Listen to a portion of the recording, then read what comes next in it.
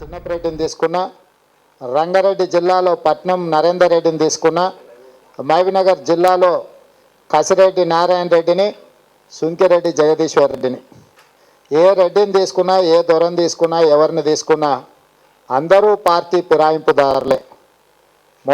మొత్తంగా పెట్టుబడి పెట్టగలిగిన వాళ్ళే.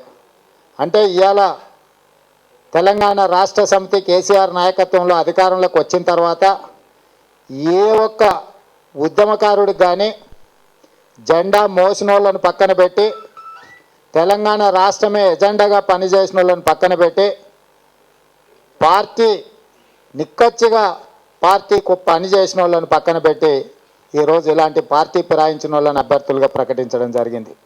అంటే ఈరోజు కల్వకుంట్ల చంద్రశేఖరరావు గారు తనకు సరైన బలం లేకపోయినా, అది నల్గొండ జిల్లా కావచ్చు, మహబూబ్నగర్ జిల్లా కావచ్చు, రంగారెడ్డి జిల్లా కావచ్చు, నిజామాబాద్ కావచ్చు, ఏ జిల్లా అయినా తీసుకోండి, తెలంగాణలో ఉన్న 10 జిల్లాలలో హైదరాబాద్ను మినహాయిస్తే మిగతా 9 జిల్లాలలో ఈరోజు శాసనమండలి ఎన్నికలు జరుగుతున్నాయి. మన స్థానిక సంస్థల ద్వారా ఈరోజు ఏ జిల్లాలో కూడా తెలంగాణ రాష్ట్ర సమితికి సంపూర్ణమైన మెజారిటీ లేకపోయినా 9 జిల్లాలలో 12 మంది అభ్యర్థులను నిలబెట్టి పార్టీ ఫిరాయింపులను ప్రోత్సహించి కేవలం పార్టీ ఫిరాయింపుల మీదనే ఆధారపడి శాసనమండలి ఎన్నికల బరిలోకి దిగింది తెలంగాణ రాష్ట్ర సమితి. అంటే ఏ రకంగా బరి తెగించిందో ఈరోజు ఒక్కసారి ఆలోచన చేయాల్సిన అవసరం ఉన్నది. ఈరోజు మేము ఎన్నోసార్లు చంద్రశేఖరరావు గారికి విజ్ఞప్తి చేసినాం, ప్రజాస్వామ్యాన్ని కాపాడదాం, తెలంగాణలో ప్రజాస్వామిక విలువలను పెంపొందిద్దాం, తెలంగాణ అంటే రాజకీయ విలువలతో కూడుకున్న రాష్ట్రం అని చెప్పి మిగతా రాష్ట్రాలకు ఆదర్శంగా నిలబడదామని చెప్పి మేము ఎన్నోసార్లు చంద్రశేఖరరావు గారికి విజ్ఞప్తి చేసినాం. కానీ చెవిటోడు ముందు శంఖ ముదితే ఏ రకమైన ప్రయోజనం ఉండదో. ఈరోజు చంద్రశేఖరరావు గారికి ఎన్నిసార్లు ప్రజాస్వామ్యాన్ని కాపాడదామని చెప్తే కూడా అదే నిష్ప్రయోజనమైంది. ఈరోజు చంద్రశేఖరరావు గారు తన అధికారాన్ని నమ్ముకొని పార్టీ ఫిరాయింపుల మీద ఆధారపడి ఇతర పార్టీల అభ్యర్థులను తీసుకొని ఇతర పార్టీల ఎంపీటీసీల ఓట్లు, కౌన్సిలర్ల ఓట్లు తనకు పడతాయని చెప్పి అధికార దుర్వినియోగంతో, బల ప్రయోగంతో, కొనుగోలు ద్వారా ఈరోజు శాసన మండలి సభ్యులను గెలిపించుకునే ప్రయత్నం చేస్తున్నారు. ఇక చంద్రశేఖరరావు గారికి విజ్ఞప్తి చేయడం వల్ల ప్రయోజనం కనిపించడం లేదు. చంద్రశేఖరరావు గారు మారరు. కుక్కతోక మనం కట్టెగట్టినంత మాత్రాన, రాయి కట్టినంత మాత్రాన అది చక్కగా కాదు, అది ఇప్పితే మళ్ళీ వంకరగానే అవుతుంది అన్నట్టుగా ఈరోజు చంద్రశేఖరరావు గారి కథ కుక్కతోకలాగా తయారైంది. కాబట్టి ఈరోజు మిగతా అన్ని పార్టీలు కానీ ఈరోజు స్థానిక సంస్థలలో ఎవరైతే ఓటర్లు ఉన్నారో మనమైనా పూనుకోవాల్సిన అవసరం ఉన్నది. ప్రజాస్వామ్యాన్ని కాపాడాల్సిన బాధ్యత మన మీద ఉన్నది. చంద్రశేఖరరావు గారికి గుణపాఠం చెప్పాల్సిన అవసరం ఉన్నది ఈ సందర్భంగా. ఎందుకంటే ఎన్నికలంటేనే పార్టీ ఫిరాయింపులు, ఓట్లంటేనే కొనుగోలు చేయడము, కొనుగోలు శక్తిని బట్టి అభ్యర్థులను నిర్ణయిస్తామన్న విధంగా ఈరోజు ఈ రాష్ట్ర ప్రభుత్వ నిర్ణయాలు ఉన్నాయి. చంద్రశేఖరరావు గారు ప్రకటిస్తున్న ప్రకటనలు ఉన్నాయి.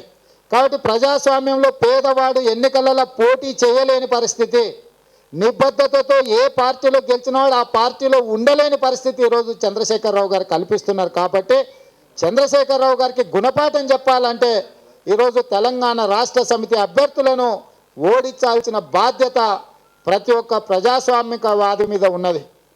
ఎన్నికలలో అభ్యర్థులను నయానో భయానో లొంగ తీసుకొనో బెదిరించో ఏకగ్రీవంగా చేసుకునే ప్రయత్నం చేసిండు. అటు మెదక్ జిల్లాలో కావచ్చు, నిజామాబాద్ జిల్లాలో కావచ్చు, కరీంనగర్లో కావచ్చు, వివిధ జిల్లాలలో బలప్రయోగం ద్వారా, అధికార దుర్వినియోగం ద్వారా, కొనుగోలు ద్వారా 6 శాసన మండలిలో ఈరోజు ఏకగ్రీవంగా చేసుకున్నారు.